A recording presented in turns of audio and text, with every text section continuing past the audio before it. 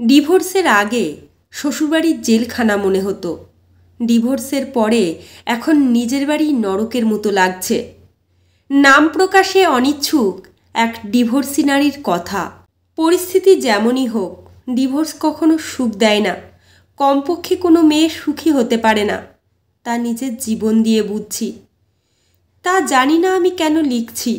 হয়তো এই জন্য, কারণ আমি চাই আর কেউ আমার মতো ভুল না করুক।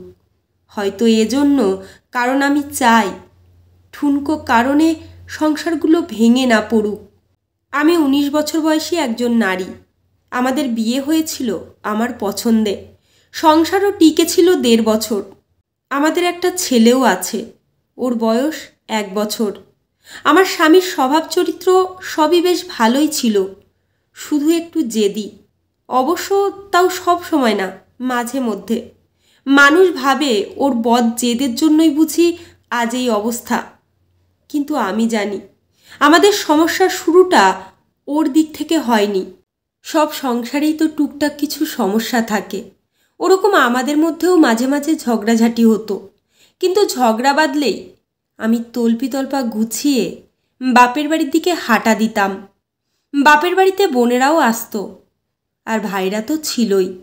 ওদের কাছে কেঁদে কেটে সব বলতাম। তখন সবাই ওকে ফোন করে বেশি কথা শোনাতো। আমার ছোট বোন তো রীতিমতো অপমান করত। আমার কাছেও মনে হতো ঠিকই আছে, কত বড় সাহস আমার সাথে লাগতে আসে, আমাকে নিজের মতো চালাতে চায়। আমার মধ্যে কেবল একটা জেদ কাজ করত। ওর কাছে ছোট হব, ওর কাছে নিজের ভুল স্বীকার করব, মাপ চাইব। এটা ভাবতেই পারতাম না। উল্টো বড় গলা করে বলতাম, ডিভোর্স দাও, তোমার মতো লোকের সাথে কে সংসার করে। তবে ডিভোর্স আমি কখনোই মন থেকে চাইনি। ওটা ছিল মুখের কথা। ওর সামনে ছোট হওয়ার চাইতে ডিভোর্স চাওয়াটাই আমার কাছে সঠিক মনে হতো। একদিনের কথা এখনও মনে পড়ে। সেদিন ছোট একটা ব্যাপার নিয়ে তর্ক করতে করতে দুজনেই খুব উত্তেজিত হয়ে পড়েছি। রাগে আমার শরীর কাঁপছে, যা মুখে আসছে তাই বলছি। তুই তোকারি, গালিগালাজ, অপমান কিচ্ছু বাদ দেইনি। এক পর্যায়ে সহ্যের বাঁধ ভেঙে ও আমার গায়ে হাত তুলল। কিন্তু এর আগে কিংবা পরে কখনোই ও আমার গায়ে হাত তোলেনি। কিন্তু ওই একটা থাপ্পড়, ওটাই যথেষ্ট ছিল। আমি বাপের বাড়ি চলে গেলাম। আর হ্যাঁ, বরাবরের মতো এবারেও আমি নিজের দোষের দিকটা না বলে খালি ওর দিকটাই বলে গেলাম। মানুষের দোষ দিয়ে আর কী লাভ? সবাইকে যা বলেছি সেটার উপর ভিত্তি করেই তারা বিচার করেছে। পরিবারের সবাই বলল, এমন ছেলের সাথে সংসার করার কোনো দরকার নেই, মামলা ঠুকে দাও। আমি সবার পরামর্শে মামলা করলাম। ওর নামে নারী নির্যাতনের কেস করা হলো। খুব দ্রুতই ওকে পুলিশ ধরে নিয়ে গেল। ওর পরিবার থেকে মুরব্বীরা এসে বারবার অনুরোধ করলো আমি যেন এই কেস তুলে নিই। ভেতরে ভেতরে আমিও চিন্তা করতাম, আচ্ছা, আমার স্বামী কি আসলেই অপরাধী? ও কি কোনোদিন নিজে থেকে আমার গায়ে হাত তুলেছে? আমি যদি ওকে এত খারাপ কথা না শোনাতাম, তাহলে কি ও আমার গায়ে সেদিন হাত তুলতো? আমার বাবা মা আমাকে বুঝিয়েছিল, আমি যদি এত কিছুর পর ফিরে যাই, তাহলে ও ভাববে আমি বুঝি অসহায়, আমাকে আরও পেয়ে বসবে, আমার উপর ইচ্ছে মতো ছড়ি ঘোরাবে। একবার গায়ে হাত তুলেছে মানে বারবার একই কাজ করবে। কাজেই নিজে থেকে ফিরে যাওয়ার তো প্রশ্নই আসে না। কিন্তু আমার মনের ভেতর কে যেন চিৎকার করে বলতো, ও তো এমন লোক না। তবে ও যেদিন আমার গায়ে হাত তুলেছিল, সেদিন হাত জোর করে আমার কাছে মাপ চেয়েছিল। এসব ভেবে ভেবে আমি মামলা তুলে নিলাম। তবে ওর কাছে ফেরত গেলাম না। কিছুদিন পর দুই পরিবার থেকে বিচার সালিশ হলো। সবার কাছে ও দোষী প্রমাণিত হলো। সবাই ওকে নানা কথা বোঝালো, উপদেশ দিল। তারপর আমরা আবার সংসার শুরু করলাম। এর পরের কয়েক মাস ভালোই চলছিল, কিন্তু হুট করে আবার কি একটা নিয়ে আমাদের ঝগড়া বেঁধে গেল। ব্যাস, কাপড় চোপড় গুছিয়ে নিয়ে আবার আমি বাপের বাড়ি গিয়ে উঠলাম। এর মধ্যে শুনলাম ও নাকি খুব অসুস্থ। আমি বাসায় ফিরতে চাইলে আমার পরিবার বলল, এভাবে একটা ঝগড়ার পর একা একা ফিরলে সেটা ভালো দেখায় না। আর আমার বোনেদের কথা ছিল ওসব অসুস্থ টসুস্থ কিছু না, সব বাহানা।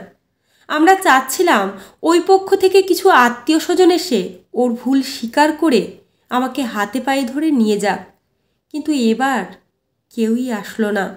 এরও কিছুদিন পর ও আমাকে ডিভোর্স লেটার পাঠিয়ে দেয়। ডিভোর্স লেটার দেখে আমাদের পরিবারের সবাই খুব ক্ষেপে গেল। কত বড় সাহস, মেয়েকে এত কষ্টে রেখেছে তার উপর ডিভোর্স লেটার পাঠিয়ে দেয়। সবার কথায় আমার কাছেও মনে হলো ঠিকই তো, কত বড় সাহস, আমাকে ডিভোর্স দিতে চায়। ওর সব ভুলগুলো চোখের উপর ভাসতে লাগলো। মা বাবাও মনে করিয়ে দিল ও হলো সেই ছেলে যে কিনা আমার গায়েও হাত তুলেছে। প্রতিশোধের আগুনে জ্বলতে জ্বলতে আমিও ঠিক করলাম এবার ডিভোর্সই দেব। কে চায় এমন ফালতু লোকের সাথে সংসার করতে? কোর্টে গিয়েও ওকে হেনস্থা করার চেষ্টা করলাম। আমার মাসিক খরচ বাড়িয়ে একটা আকাশ ছোঁয়া অঙ্ক দাবি করলাম। আমি চাচ্ছিলাম ওর যেন দেওয়ালে পিঠ ঠেকে যায়, যেন নিজ থেকে আমার কাছে এসে আবার সংসার করতে চাই। আসলে ডিভোর্স হোক আমি কখনোই চাইনি, কিন্তু জেদ আমাকে খেয়ে নিচ্ছিল। আগ বাড়িয়ে ওকে ডিভোর্স তুলে নিতে বলা আমার পক্ষে অসম্ভব। ওর কাছে ছোট হওয়া আমি মানতে পারিনি।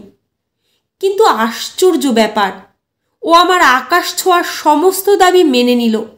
আমাদের ছেলেকেও আমি পেয়ে গেলাম, ভরণ পোষণ, মাসিক খরচ, ওর সম্পত্তি সব।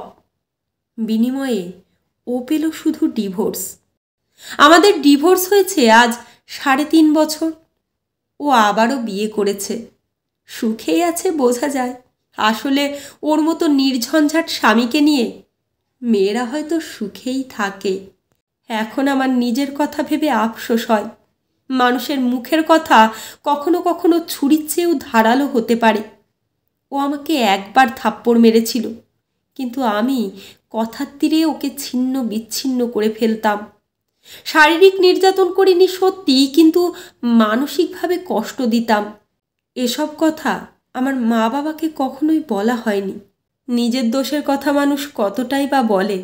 মাঝে মাঝে ভাবি, ইস, আমার পরিবার যদি একটু নিজে থেকে বুঝে আমাকে সংসার করার উপদেশ দিত।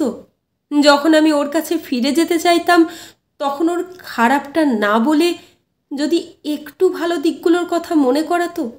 আমি যদি নিজের জেদ নিয়ে পড়ে না থেকে একটু ওর কাছে নত হতাম, তাহলে হয়তো আজ আমাকে এই দিন দেখা লাগতো না। ডিভোর্সের আগে শ্বশুরবাড়ির জেলখানা মনে হতো, ডিভোর্সের পরে এখন নিজের বাড়ি নরকের মতো লাগছে।